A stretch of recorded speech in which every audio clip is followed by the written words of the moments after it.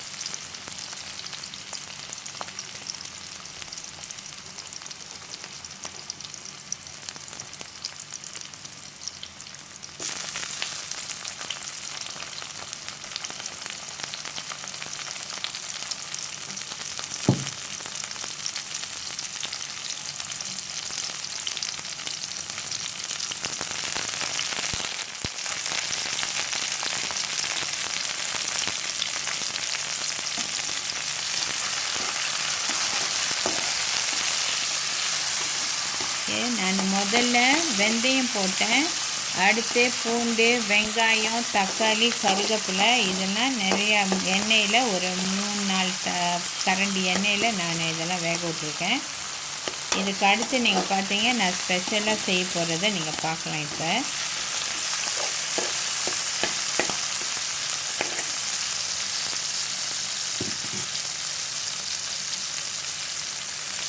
இது பாவால் மீன். இந்த மீனை இந்த எண்ணெயில் நடுவில் வச்சிடணும். இது கொஞ்சம் நேரம் இந்த எண்ணெயிலே பொரியணும்.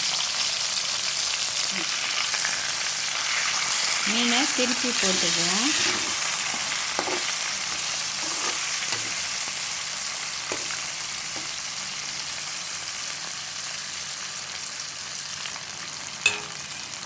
இப்போ இந்த மீனை தனியாக நான் எடுத்து வச்சிட்றேன். ஏன்னா இது கொஞ்சம் வெந்துருச்சு.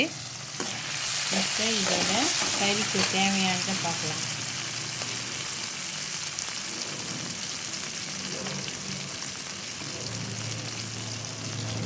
இதுதான் அந்த ஹாட் ஃபிஷ் கறி, ஸ்ரீலங்காவோட கறி ஸ்பைஸ்.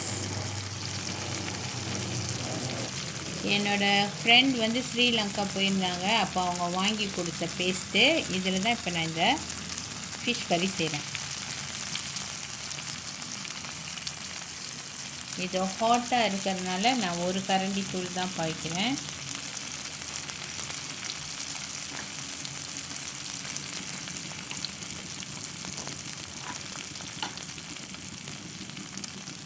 தனி மிளகாத்தூள் ஒரு கரண்டி, சின்ன கரண்டி தான்.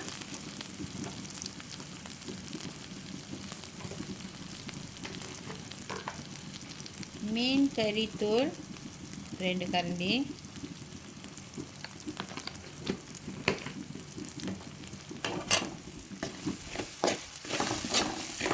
கொஞ்சம் எண்ணெயில் இந்த கறித்தூளெல்லாம் வதக்கிக்கணும்.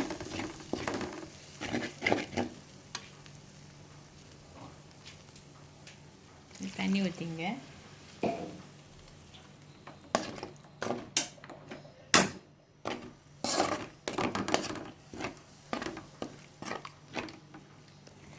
உங்களுக்கு கறி எவ்வளோ வேணுமோ அதுக்கேற்ற தண்ணி ஊற்றிக்கோங்க.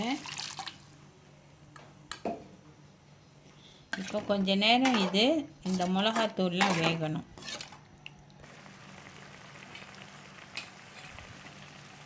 கறி நல்லா கொதிச்சிருச்சு. முதல்ல நம்ம கொஞ்சம் வேக வச்ச மீனை இதில் போட்டுக்குவோம்.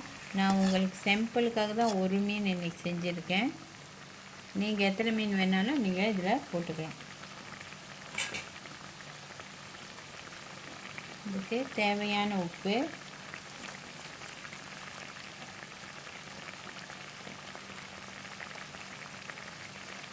தேங்காய் பால், ஃப்ரெஷ் பால் இருந்தால் நீங்கள் போட்டுக்கலாம், கோத்தாப்பால்லையும் போட்டுக்கலாம்.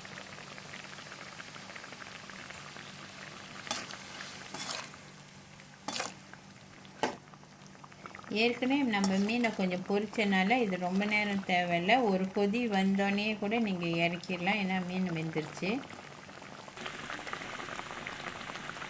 கறி கொதிச்சிருச்சு. மீன் கறிக்கு எப்போவுமே புளி ஊற்றணும். எந்த சீ ஃபுட் இது பாவச்சாலும் புளி ஊற்றணும்.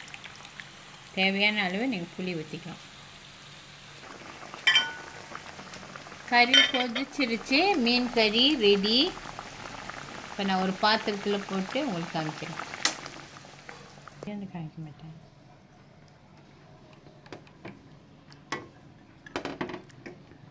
மீன் நல்லா வெந்துருச்சு.